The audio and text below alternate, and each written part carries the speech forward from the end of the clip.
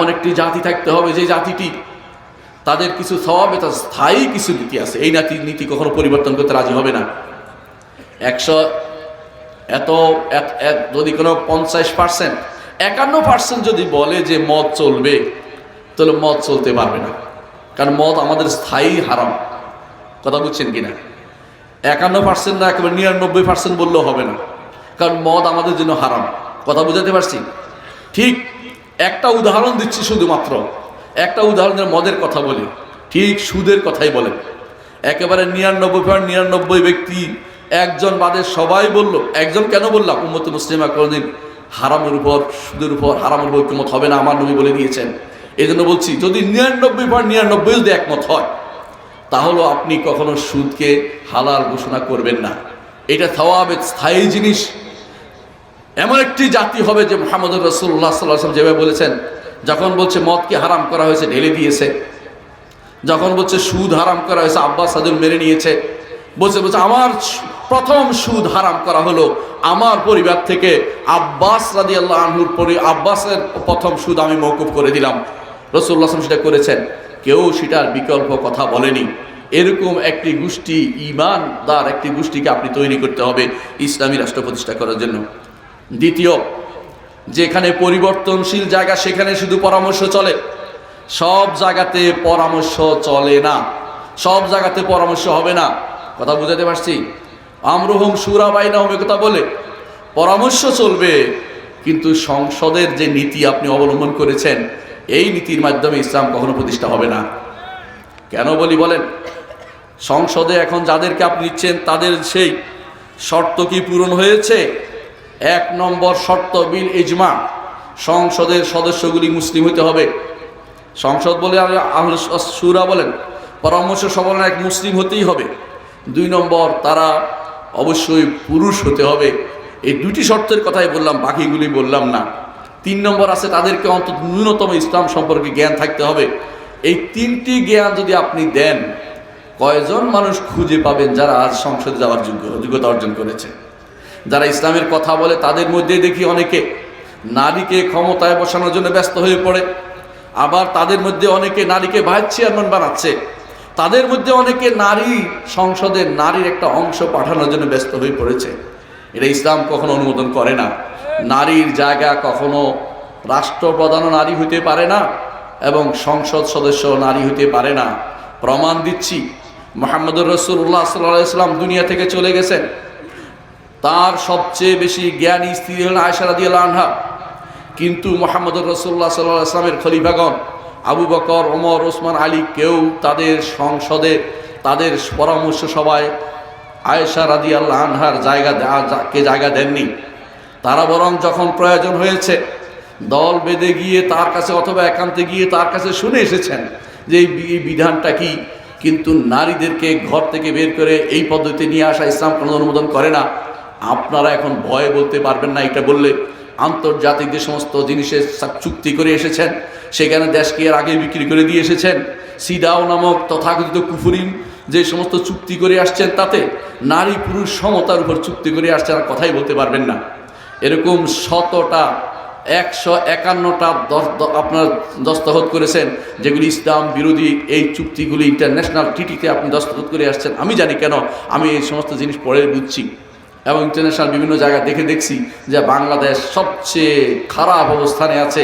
অনেক কিছু সৌদি আরব দস্তখত করে নাই, ইরানও করে নাই, অথবা আফগানিস্তানও করে নাই, কিন্তু আপনি সবার আগে দস্তখত করে আসছেন। কেন? আমার ক্ষমতা যেন থাকে, দুনিয়া চলে যাক, ইসলাম চলে যাক, রাষ্ট্র চলে যাক, আমি যেন ঠিক থাকি। এইটাই যেন একটা নীতি হয়ে দাঁড়িয়েছে। এই অবস্থায় হলে আপনি ইসলাম প্রতিষ্ঠা করতে পারবেন না। আপনারা আগে যাই বলে থাকেন ইসলাম প্রতিষ্ঠা, আমার প্রথমে চাই মানবতা, তারপরে চাই এটা, তারপরে 3 নম্বরে যাই ইসলাম কথা বলেন। আগে তো এটা বলেননি, এখন কেন বলছেন? আপনার কি ভোটের বেশি দরকার? এটা ইসলাম অনুমোদন করে না। আপনাকে ইসলাম সবার আগে রাখতে হবে। মুহাম্মদুর রাসূলুল্লাহ সাল্লাল্লাহু আলাইহি ওয়াসাল্লাম ইসলাম ছাড়া কোনো কিছুতে তিনি রাজি ছিলেন না। মুহাম্মদুর রাসূলুল্লাহ সাল্লাল্লাহু আলাইহি ওয়াসাল্লাম যা রাজি হননি, আপনি কোনোদিন অন্য কিছুতে রাজি হতে পারবেন না। সাময়িকভাবে মানুষকে বোকা বানাতে পারেন, কিন্তু মানুষ সবসময় বোকা থাকবে না। আপনাকে হক কথা বলে মানুষ কম হতে পারে, আপনার অনুসারী হকের দাওয়াত দিতে থাকুন। আপনি সফল কাম হবেন। আর যত বেশি সাময়িকভাবে কোনো কিছু করে ক্ষমতায় যাওয়ার জন্য ব্যস্ত হয়ে পড়বেন, আপনার এর মাধ্যমে কোনোদিন ইসলাম প্রতিষ্ঠা হবে না। ইসলাম প্রতিষ্ঠা করতে হলে ইসলাম কুল পরিপূর্ণভাবে আপনাকে প্রতিষ্ঠা করতে হবে। মনে রাখতে হবে যে যাদেরকে আপনি সংসদে বসাবেন তাদের কিছু নীতিমালা আছে। বেনামাজি কখনো সংসদে যেতে পারে না ইসলামের দৃষ্টিতে, এবং ইসলামের দৃষ্টিতে বেনামাজি এবং যারা দিন বুঝে না, আকীদা বুঝে না, আল্লাহ শরীয়ত বিরোধী, তাদেরকে আপনি সংসদে রাখতেই পারেন না কোনো ক্রমেই। এরা আপনার দিনকে আরও নষ্ট করে দিবে। একজন রাষ্ট্রপ্রধান ইসলাম কিছু শর্ত দিয়েছে। একটা রাষ্ট্রপ্রধান অবশ্যই মুসলিম হতে হবে, যিনি ইসলাম মানেন এরকম মুসলিম।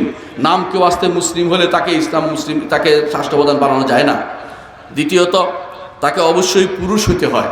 আপনারা এত বছর ধরে নারী শাসনের ভিতরে আছেন, শাসক সাহস করে কোনোদিন বলেন নাই নারী শাসন ইসলামে নাই। বরং কেউ কেউ দুর্ভাগ্যের বশত কেউ এরকম টকশোতে বলে বসেছে নারী শাসনের বিষয়টি আবার আলেমরা যেন পুনরায় দেখে। কি দেখবে আলেমরা? শাশ্বত জায়গাতে কোনো পরিবর্তন হয় না। পরিবর্তন হয় এই রাস্তা কোন দিকে যাবে সেটা আলোচনা হইতে পারে যে আমরা ট্রাফিকের জন্য যে ব্যক্তি অন্যায় করবে তার জন্য কত টাকা শাস্তি নির্ধারণ করবে, সেটা হইতে পারে। কিন্তু আল্লাহর যে সমস্ত বিধান নির্ধারিত আছে, আল্লাহর যে সমস্ত নীতি নির্ধারিত আছে, সেখানে কোনো পরিবর্তন ইসলাম অনুমোদন করে না। সুতরাং ইসলামী রাষ্ট্র প্রতিষ্ঠা হতে হলে আপনাকে অবশ্যই আগে ইসলামকে বুঝতে হবে, ইসলামকে মানুষের ঘরে পৌঁছাতে হবে, আকীদা ও বিশ্বাসকে ঠিক করতে হবে, ইসলামের নীতিগুলিকে বাস্তবায়ন করতে হবে। মনে রাখবেন, ইসলামী রাষ্ট্র প্রতিষ্ঠা হওয়ার জন্য যেই নীতিগুলো বাস্তবায়িত হয়েছে, একটা শাসক কিভাবে হয়েছে এটা আগে দেখেন। মুহাম্মদুর রাসূলুল্লাহ সাল্লাল্লাহু আলাইহি ওয়াসাল্লাম তিনি তো শাসক হয়েছেন, তাকে কিভাবে কেউ কি নির্বাচন করেছে? তাকে কি কেউ কোনোদিন ভোটে দাঁড় করাইয়েছে? তো স্বতঃস্ফূর্তভাবে সমস্ত মানুষ তাকে মেনে নিয়েছে। এই স্বতঃস্ফূর্ততা হচ্ছে ইসলামের নীতি। স্বতঃস্ফূর্ত যদি না পাওয়া যায়, দ্বিতীয় নীতি হচ্ছে যে আবু বকর রাদিয়াল্লাহু আনহু করে গেছেন, রাসূলুল্লাহ সাল্লাল্লাহু আলাইহি ওয়াসাল্লাম রেখে গেছেন, যাদেরকে মজলিসে শুরা যেটা যাকে বলে প্রথম কক্ষ, উচ্চ কক্ষ তাকে নির্বাচন করে গেছেন। দ্বিতীয়ত, ওমর রাদিয়াল্লাহু আনহু আগের খলিফা নির্বাচন করে গেছেন দ্বিতীয় খলিফাকে, এটাও বৈধ ইসলামে। 3 নম্বর হচ্ছে যারা সুনির্দিষ্ট সংখ্যার ভিতরে সীমাবদ্ধ করে দেয় তার মধ্যেও নির্বাচন বৈধ। চতুর্থ, জোর করে কেউ ক্ষমতায় যদি এসে যায়, রাষ্ট্র নিয়ন্ত্রণ করে ফেলে, তাকেও ইসলাম মেনে নিতে বলে, তার বিরুদ্ধে প্রশাসন করে দেশের মধ্যে গণ্ডগোল সৃষ্টি করতে ইসলাম বলে না। কিন্তু ইসলামের নীতি কিন্তু এটা নয়, কিন্তু এটা মেনে নিতে বলা হয়েছে। ইসলামের মূল নীতি হচ্ছে এটাই যে সেটা হবে স্বতঃস্ফূর্ততার মধ্যে। আর স্বতঃস্ফূর্ততা না হলে মানুষের মধ্যে যার গ্রহণযোগ্যতা ইমানের দিক থেকে বেশি, সেটাকে শুধুমাত্র বাড়িয়ে তুলবে। আজ ইমানের দিক থেকেই আমরা খুব দৈন্যতার মধ্যে আছি। এই জন্য সবচেয়ে বেশি দরকার ইসলামী রাষ্ট্র প্রতিষ্ঠার জন্য সবার আগে দরকার ইমানকে প্রতিষ্ঠা করা, সবার আগে দরকার ইসলামকে পৌঁছে দেওয়া, সবার আগে দরকার আমাদের ইসলাম সম্পর্কে জানানো, যে আপনার নীতি ইসলাম বিরোধী কিনা আপনি দেখে নেন, আপনার এই বক্তব্য ইসলাম বিরোধী হয়েছে কিনা। আপনি ইসলাম বিরোধী হয়ে থাকলে ইসলামের কথা আর বলেন না।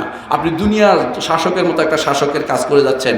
ইসলামী কাজ করতে হলে ইসলামিক কথা বুঝে শুনে আপনাকে সেই কাজটি করতে হবে। আল্লাহ আমাদের তৌফিক দান করুন। সুবহানাকাল্লাহুম্মা ওয়া বিহামদিকা আশহাদু আল্লা ইলাহা ইল্লা আনতা আস্তাগফিরুকা ওয়া আতুবু ইলাইক। আসসালামু আলাইকুম।